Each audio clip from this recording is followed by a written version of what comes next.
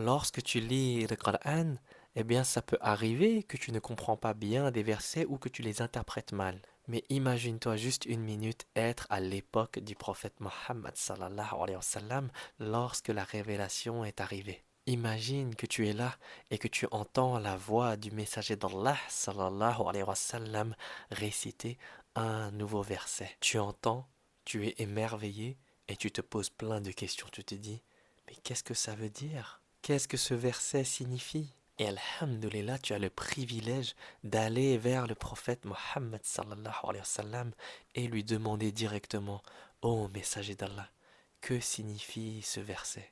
Il te regarde avec bienveillance, son visage est éclairé par un beau sourire sincère, puis il t'explique, mot pour mot, l'explication claire, sans mauvaise interprétation, de ce qui vient d'être révélé. Et il te montre même comment appliquer ce verset dans ta vie. Et là, tu réalises que tu es en train de recevoir une explication concrète d'une révélation directement de la bouche du messager d'Allah sallallahu alayhi wa sallam. C'est ça que les Sahaba vivaient, les compagnons du prophète Mohammed sallallahu alayhi wa sallam. Les Sahaba ne sont pas juste des simples témoins de la révélation, ils faisaient partie des premiers croyants de la révélation du Coran.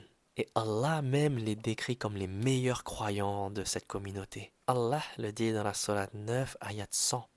Les tout premiers croyants parmi les émigrés et les auxiliaires, ainsi que ceux qui les ont suivis dans la bienfaisance, Allah les agrée et il l'agrée. C'étaient des gens qui ont accepté l'islam alors qu'ils se faisaient persécuter. C'est des gens qui ont vécu pour protéger et préserver l'islam jusqu'à leur mort. Ils ont porté l'islam sur leurs épaules. Ils ont reçu les explications claires des versets directement du prophète Mohammed sallallahu alayhi wa sallam. Ils ont appris par cœur chaque verset. Ils ont protégé et préservé la sunnah en mémorisant les paroles du prophète Mohammed sallallahu alayhi wa sallam, en observant ses actions et en transmettant fidèlement chaque détail. Et ils ont défendu l'islam jusqu'au bout. Le prophète Mohammed sallallahu alayhi wa sallam a même dit: ne critiquez pas mes compagnons.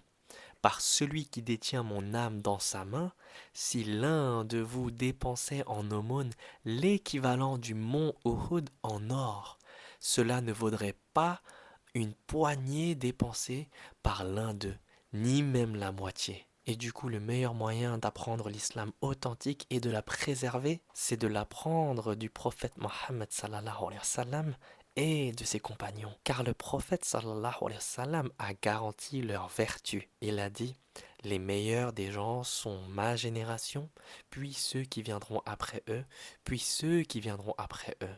Il faut apprendre l'islam des 3 premières générations, car ce sont les générations qui sont le plus authentiques. Apprendre des sahaba, des compagnons du prophète sallallahu alayhi wa sallam, c'est également respecter le choix d'Allah qui les a sélectionnés pour accompagner son dernier messager sallallahu alayhi wa sallam. Apprendre des sahaba, ça nous permet aussi d'éviter les déviations.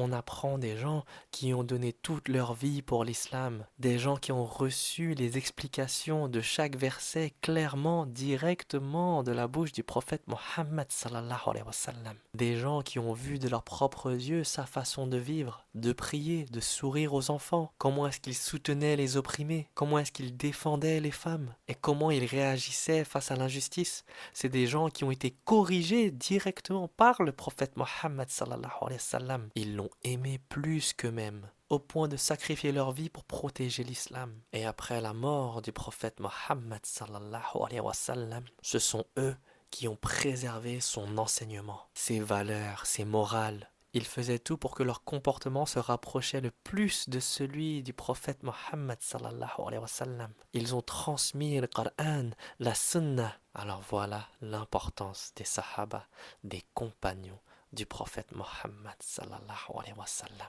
Allah a attesté lui-même qu'il est satisfait d'eux.